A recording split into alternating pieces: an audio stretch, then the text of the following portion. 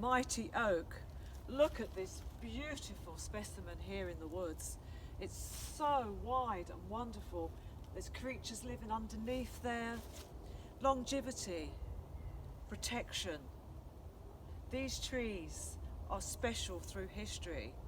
The Druids, the Celts, the Romans, the Greeks, all part of the mythology.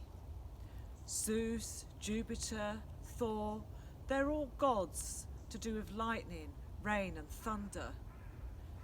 If lightning hits an oak, it can survive, and it's the tree that's most hit by lightning. In Greek mythology, Zeus, the king of all gods. In Roman mythology, he is called Jupiter.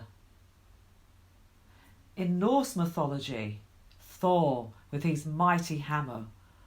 All three gods associated with thunder, rain and lightning connected to the oak tree. The famous Dodona oracle in Greece. The famous oak tree dedicated to Zeus stood in the temple there. The earliest accounts is by Homer, and he describes the Dodona as the oracle of Zeus. This was a sacred place of worship and prophecy. People would come from far and wide to listen to the oracles and the prophecies they gave. The sacred oak was tended by priests who slept on the grounds by the tree. They could not speak in human tongue because they had to listen to the wind and the leaves rustling in the trees. Pigeons were said to coo, and their cooing would pass on messages, and the same for the doves. The Roman Emperor Theodosius, who ruled between 379 to 395, destroyed the temple and the only remaining oak tree. Aristotle believed the region around Dodona to have been part of Hellas and the region where Hellenes originated. According to Herodotus, the site dates back to the 2nd millennium BCE, an extraordinary place that dates back so far into history. It is how it looks today. It's a pity that the original oak tree isn't still standing. In the story of Jason and the Argonauts, Jason was advised by the gods to use a branch of the sacred oak tree to construct the keel of his ship.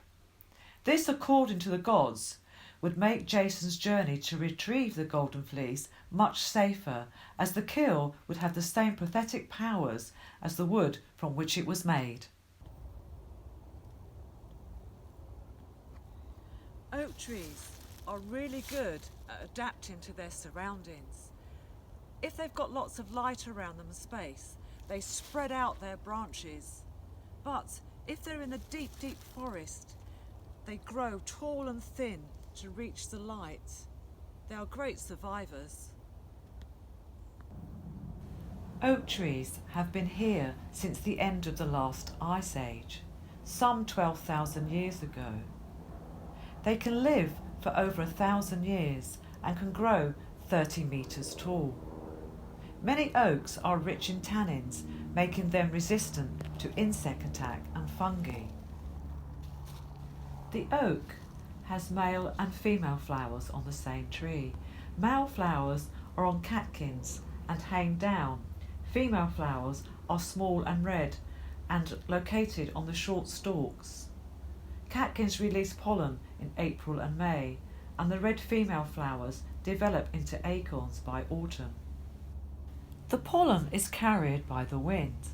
The female flowers often reject pollen from nearby trees and prefers to have the pollen from far away trees instead. There are many oak trees in this country that have wonderful legends and stories attached to them. This is Gog and Magog in Glastonbury, near the Tor. Both trees are said to be up to 2,000 years old. Gog and Magog were ancient giants of Britain in the time of Brutus the Trojan, and their names have somehow attached themselves to a pair of giant oaks. Unfortunately, one of them was badly damaged in a fire, the one that's known as Gog. People travel for miles around to see these trees because of all the legend and exciting history. The major oak in Sherwood Forest, the famous legend of Robin Hood and his merry men. They say that Robin and his merry men would meet under this famous oak.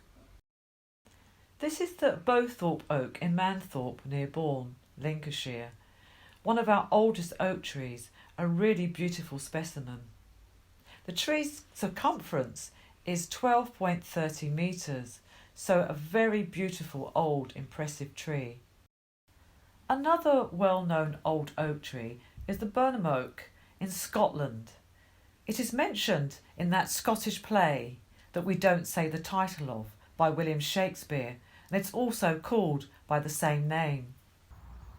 This is a Holm Oak. Unlike the other oak trees, it's evergreen. It's called the Holm Oak because of its leaves. Its leaves are like holly, and Holm is the word for holly. They're beautiful trees, and they're often found in truffle orchards because they're really good where the truffles are. The Romans used the Holm Oak to build their cartwheels and also for their wine barrels.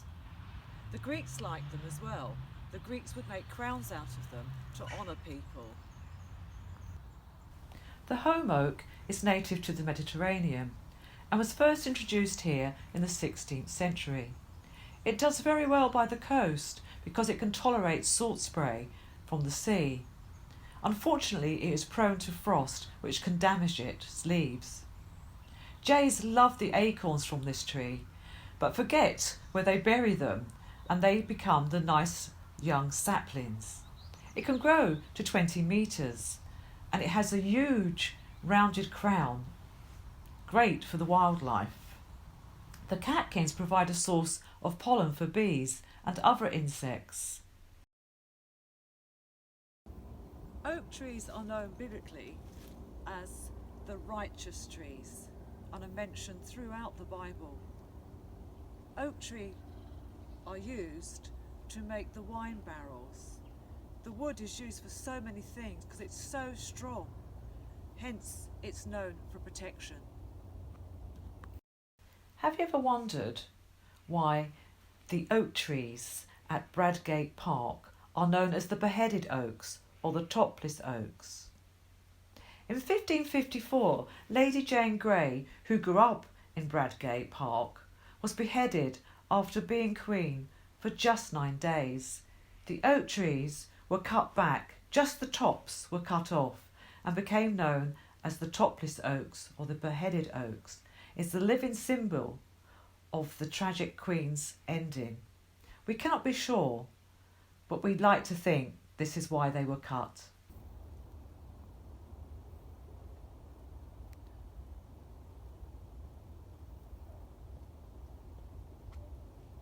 The oak tree is also associated with magic. Wands were often made out of oak.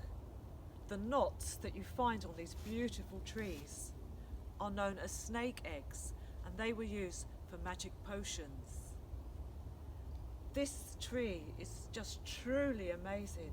You just want to touch it and be next to it. You can feel this wonderful life around it. Although it's freezing cold here today, you feel full of life, and it makes you just want to keep touching it. The Druids were known to worship oak trees. They held their sacred rituals in groves of oak trees, and they ate the acorns that fell from them, hoping to see into the future. Our two native species. We have the English oak, also known as pedunculate.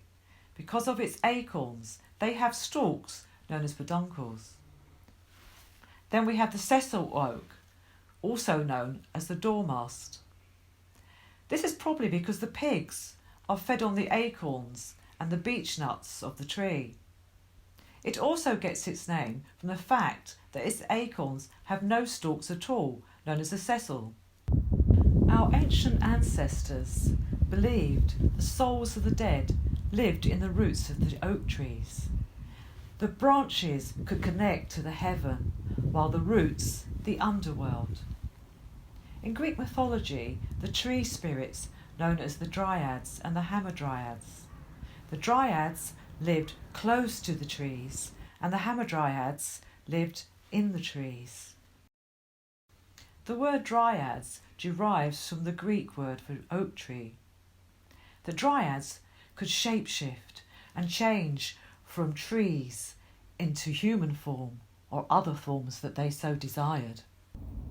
Just to see how adaptable the trees are, look at this oak tree. It's growing. We've got cherry, we've got yew and other trees all around it in this tight space, but they're all growing and sharing the space and will all survive.